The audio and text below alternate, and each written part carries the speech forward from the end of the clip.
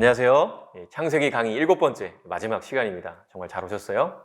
올해 지난 시간에 우리는 야곱 이야기를 살펴봤는데요. 형 에서의 발꿈치를 잡고 태어나서 팥죽 한 그릇으로 장자권을 구입하고 또 아버지 이삭을 속여서 장자의 축복마저 이렇게 받은 야곱. 자기 중심성의 화신과 같은 삶을 살던 야곱이었죠. 그렇게 속이는 자 야곱이요, 외삼촌 라반에게 도리어 또 속는 모습을 보면 참 아이러니합니다. 평생의 사랑 라헬을 얻기 위해서 20년의 열정페이도 마다하지 않았던 야곱의 모습도 신기합니다. 약속의 땅으로 돌아가는 길에 만난 하나님, 그분의 얼굴을 보죠. 바로 브니엘, 그의 인생의 터닝 포인트가 됩니다. 그리고 에서와 극적인 화해를 이루게 되죠. 딸 디나의 사건, 또 세겜 학살 이후에 다시 베델로 올라가서 믿음을 회복하는 야곱의 모습. 야곱의 인생은요, 우리의 인생과 참 많이 닮아 있습니다.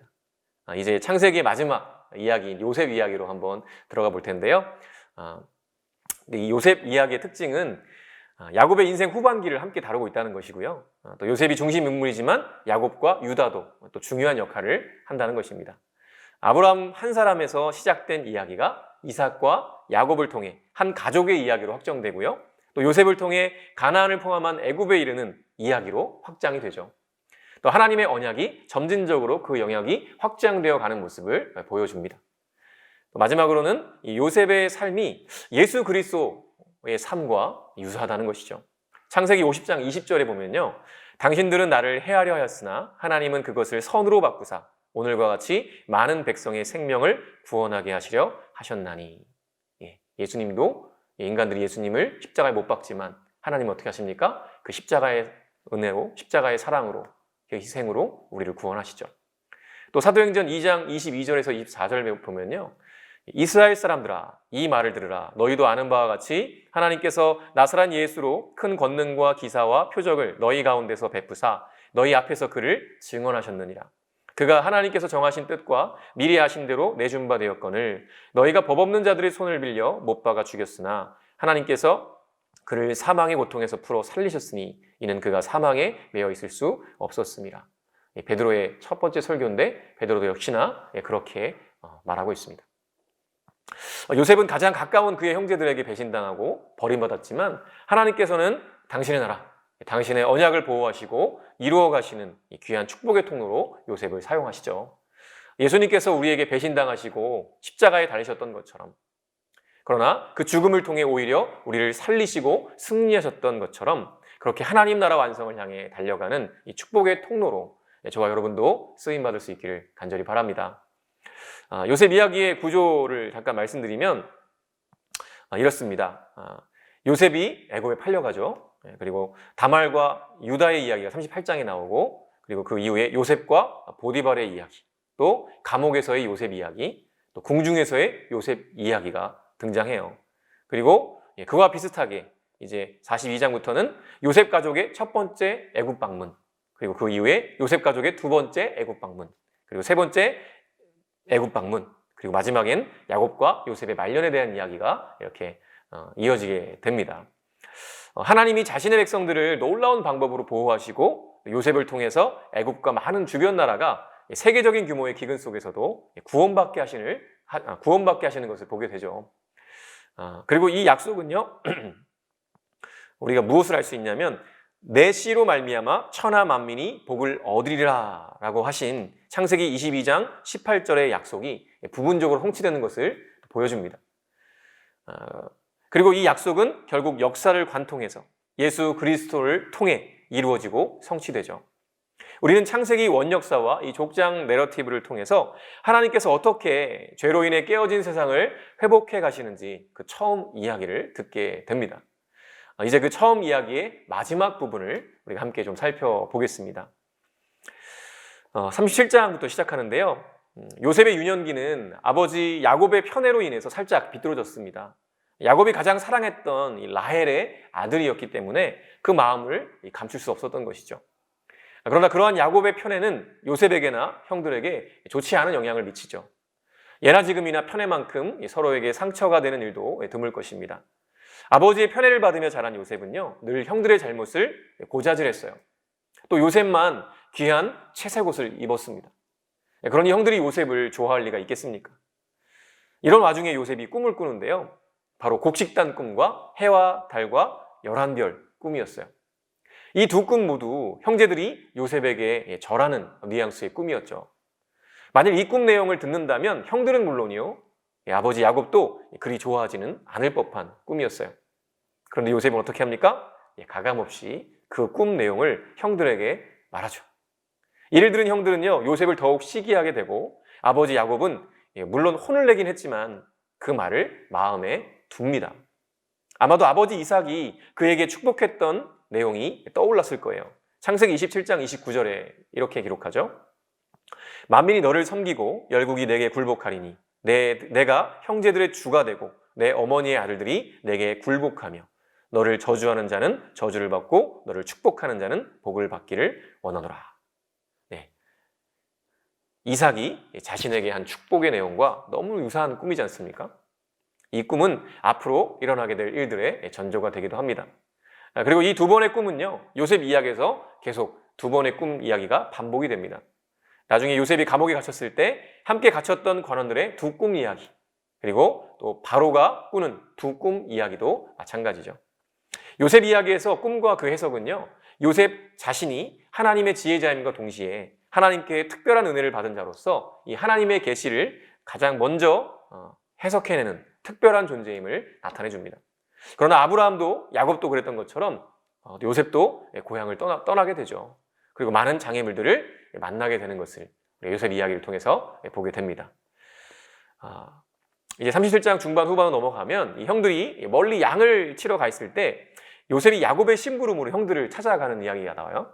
이때 요셉을 괘씸하게 여기면서 시기하던 형제들이요, 요셉을 보고 죽이기를 모의합니다. 그러면서 요셉을 뭐라고 부르냐면 꿈꾸는 자가 오는도다 라고 이야기해요, 자기들끼리. 형들은 이상한 꿈을 꾼 요셉을 비우는 의도로 말했지만 요셉은 실제로 꿈을 꾸고 꿈을 해석하면서 하나님의 계시를 가장 먼저 깨닫고 이해하는 자가 됩니다. 그리고 그 영향력은 이루 말할 수 없는 것이 되죠.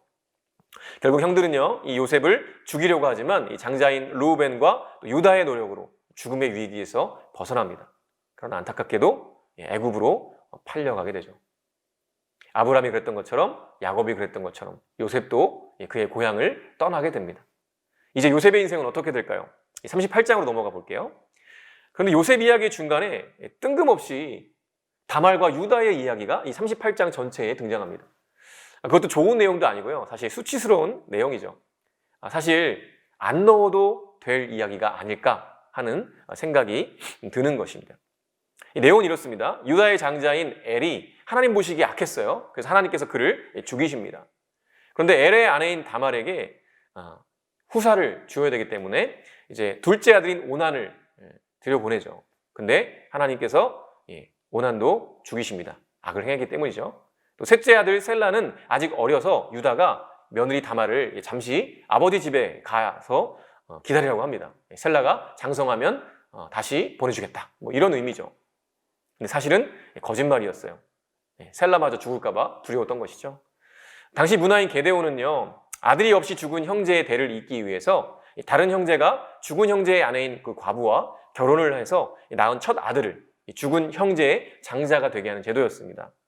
이것은 당시 문화에서 남편이 죽어서 아무런 경제적 능력이 없는 그런 과부들에게는 너무나 중요한 생존의 문제였죠. 그런데 유다는 그런 다말에게서 어떻게 보면 이제 생존권을 빼앗은 것과 마찬가지였어요. 이것도 사실 유다의 부끄러운 모습이죠. 그런데 더 놀라운 건요, 그 다음입니다. 유다 말만 믿고 기다리던 다말이요, 유다가 친구와 함께 딥나에 왔다는 소식을 듣고 창녀로 변장해서 유다와 동침을 합니다.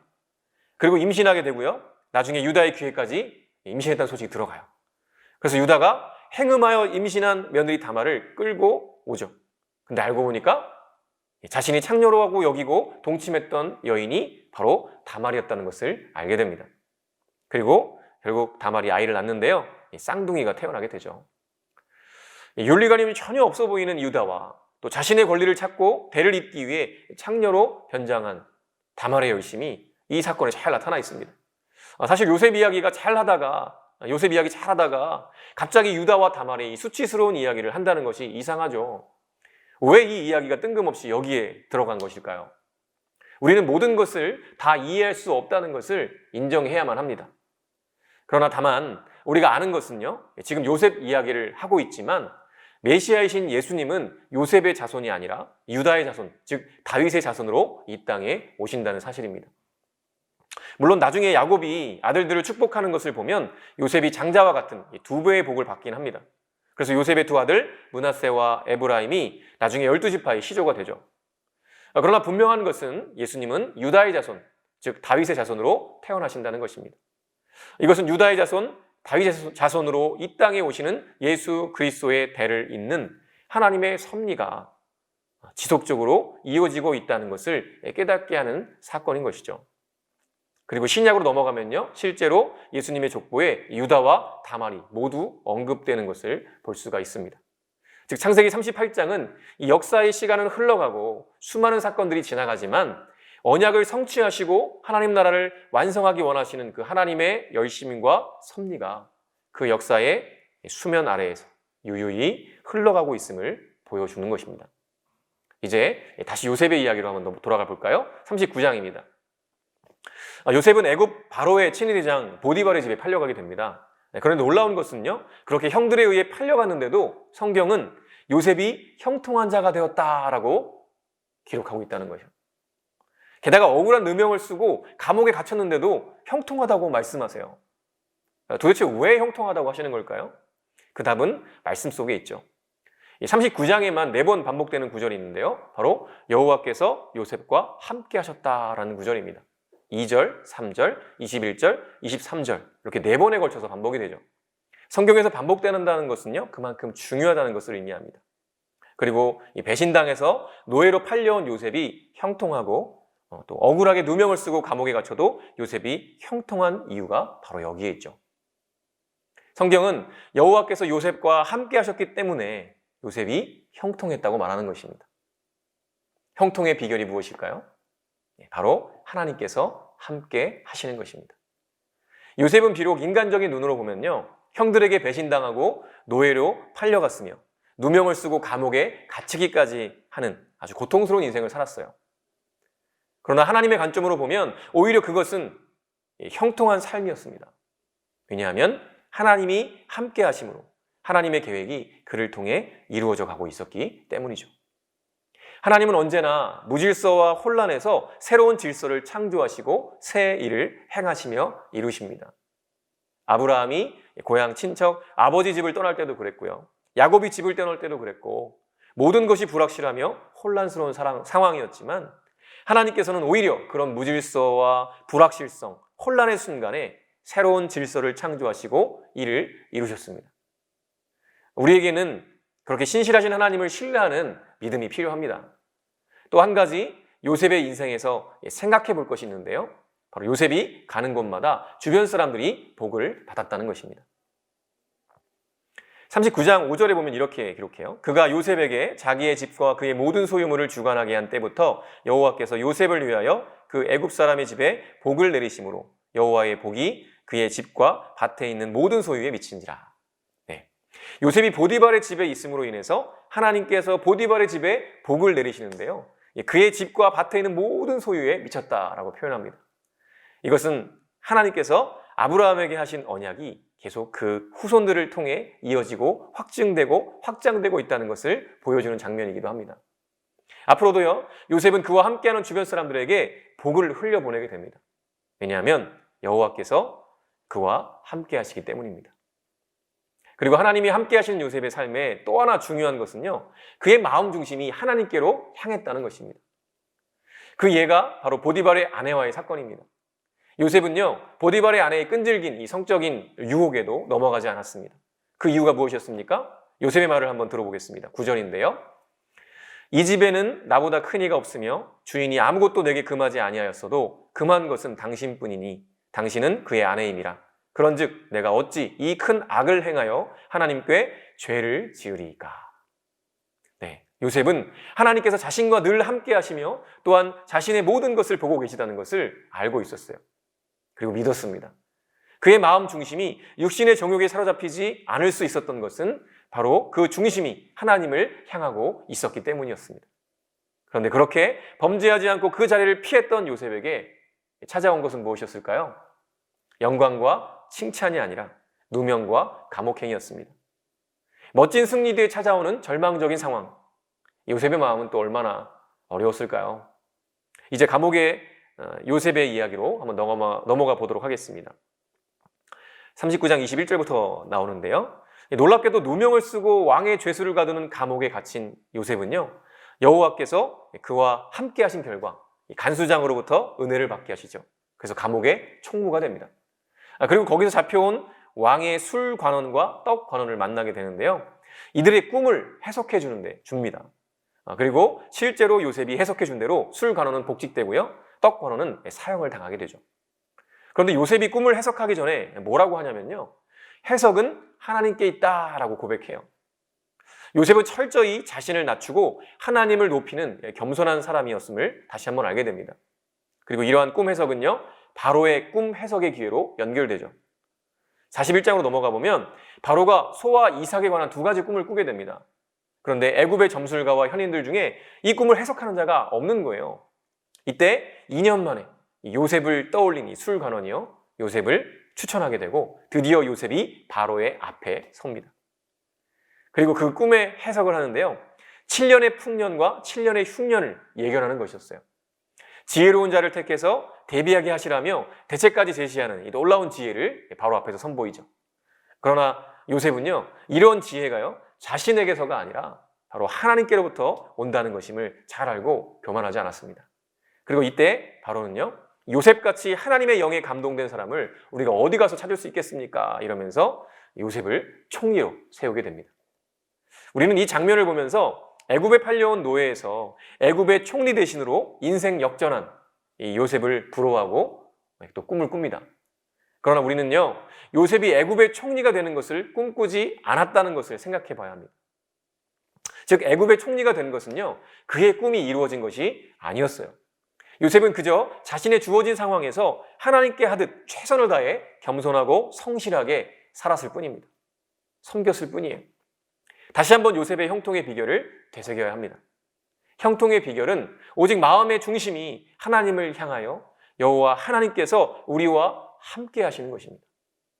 그리고 이렇게 요셉이 애굽의 총리가 됨으로 인해 하나님의 큰 그림의 퍼즐이 또 하나 맞춰지게 되죠.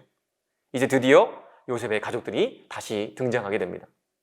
42장으로 넘어가 보면 극심한 기근이 임해서요. 야곱의 가족들도 곡식을 구하기 매우 힘들게 되었어요. 그런데 애굽에 곡식이 있다는 소식을 듣고요. 야곱이 아들들을 애굽으로 보냅니다. 애굽에서 제외한 형제들의 모습을 보게 되죠. 요셉은요. 그들을 알아보지만 형제들은 요셉을 알아보지 못합니다. 이때 요셉이 형들을 정탐꾼으로 몰아가지고 시므온을 볼모로 잡고 집에 있다는 막내를 데리고 와서 그들의 결백을 증명해라 라고 이야기하죠. 그리고 43장으로 넘어가 보면 야곱에게 이 모든 사실을 말하고요. 베냐민을 데리고 다시 애굽으로 가려고 하는데 야곱이 결사반대하는 거예요. 요셉도 잃었고요. 이제는 시므온도 잃었고 베냐민마저 내가 잃을 수 없다라는 것이었죠. 그런데 이때 유다가 나서서 야곱을 설득합니다. 모두가 사는 길은 베냐민을 데려가는 것뿐입니다. 내가 담보가 돼서 반드시 베냐민을 무사히 데려올 테니 꼭 보내주십시오. 우리가 지체하지 않았더라면 벌써 2번이나 갔다 왔을 시간입니다. 그러니 보내주십시오. 결국 유다의 설득으로 베냐민을 데리고 애굽으로 가게 되죠. 두 번째 애굽을 방문한 형제들은요. 요셉의 집으로 인도됩니다. 그리고 거기서 잔치상을 받게 되죠. 그리고 요셉은요. 오랜만에 보는 동생 이 베냐민을 보고 몰래 나가서 울고 오죠.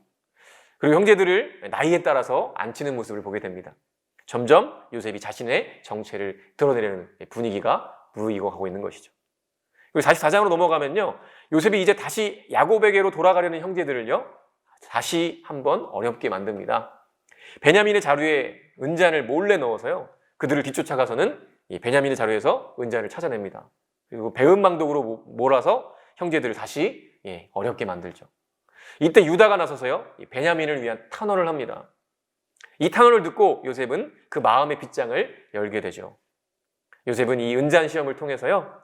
형들이 베냐민을 위해 자신들을 희생하는지 아니면 자신들이 살 길을 찾는지 예전과 같은지 그런 모습을 보고 싶었던 것이죠. 그리고 45장으로 넘어가면 드디어 자신의 정체를 드러내는 요셉의 모습을 보게 되고요. 자신의 정체를 드러내니까 형제들이 어떻게 해요? 두려워합니다. 왜요? 자신들이 요셉을 그렇게 팔았으니까요.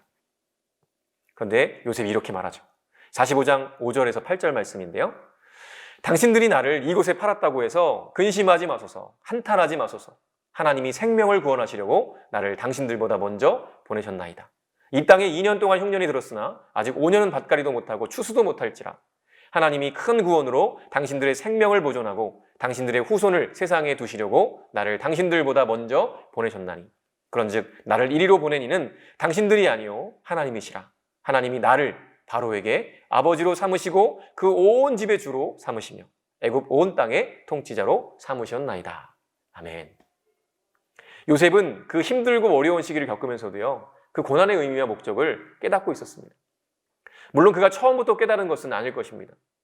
그의 고난 속에서도 늘 함께 하시며 인도하시는 하나님을 더욱 깊이 알아가면서 지금까지의 고난의 의미와 목적을 깨닫게 되었던 것이죠. 그리고 드디어 아버지 야곱을 애굽으로 초청하게 되고요. 야곱은 요셉이 살아있음을 듣고 죽기 전에 가서 보리라며 애굽으로 이주를 결정하게 됩니다. 46장으로 넘어가 보겠습니다. 요셉 가족의 세 번째 방문 이야기가 펼쳐지는데요. 애굽으로 이주하는 야곱 가족이 총 70명이라고 소개가 돼요.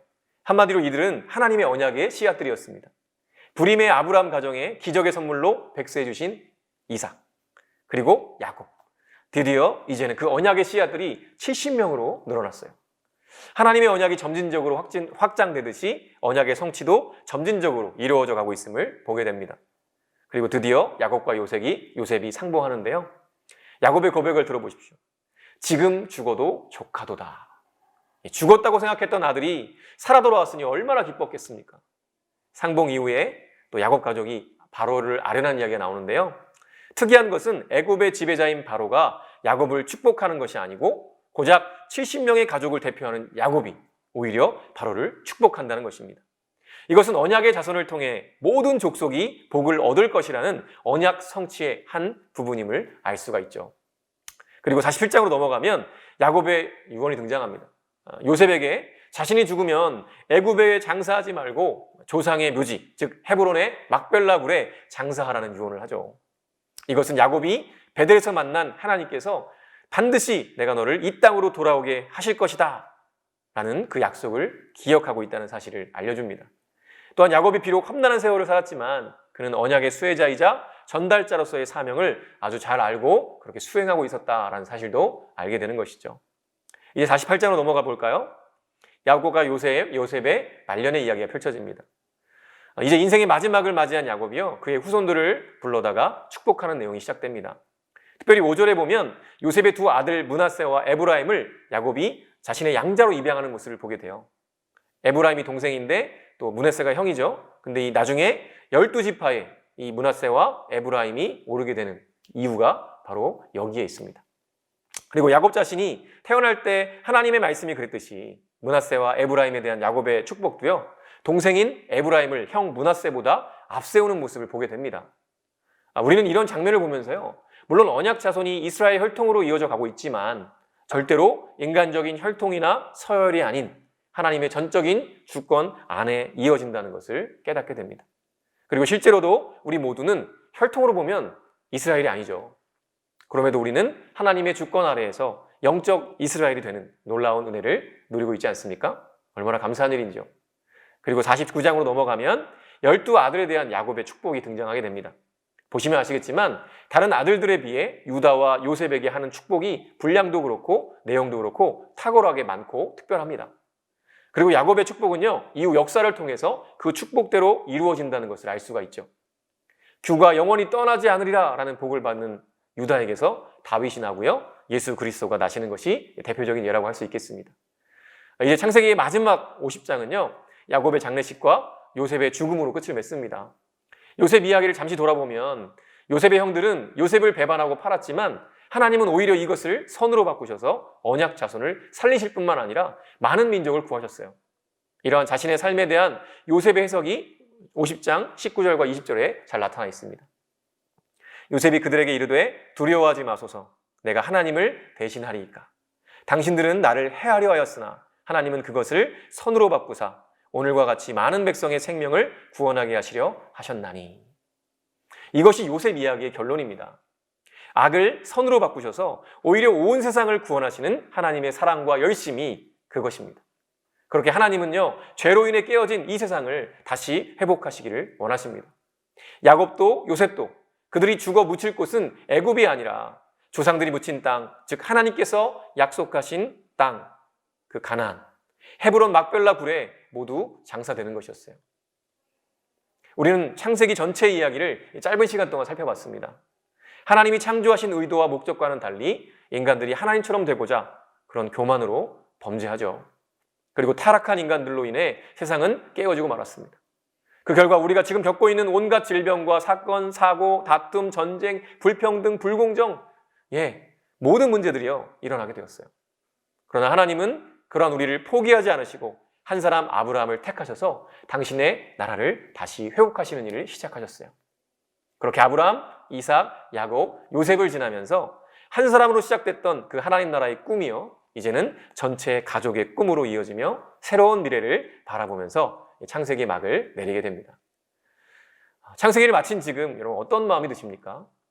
이제 그 다음 이야기, 하나님께서 70명밖에 안 되는 한 가족을 통해 하나님 나라를 어떻게 이루어 가실지 궁금하지 않으십니까? 이제 그 다음 이야기, 그 궁금한 그 다음 이야기, 우리가 1강에서 나누었던 것처럼 성경 전체를 하나님 나라 복음의 관점으로 읽어볼 수 있으시기를 간절히 바랍니다. 그러면 내 삶의 이유와 목적을 하나님 안에서 발견하게 될 것이고요. 비록 희미할지라도 내 삶의 여러 문제들과 고민들에 대한 대답이 보일 것입니다. 그동안 부족한 강의를 들어주셔서 감사합니다. 주 안에서 승리하시기 바랍니다. 감사합니다.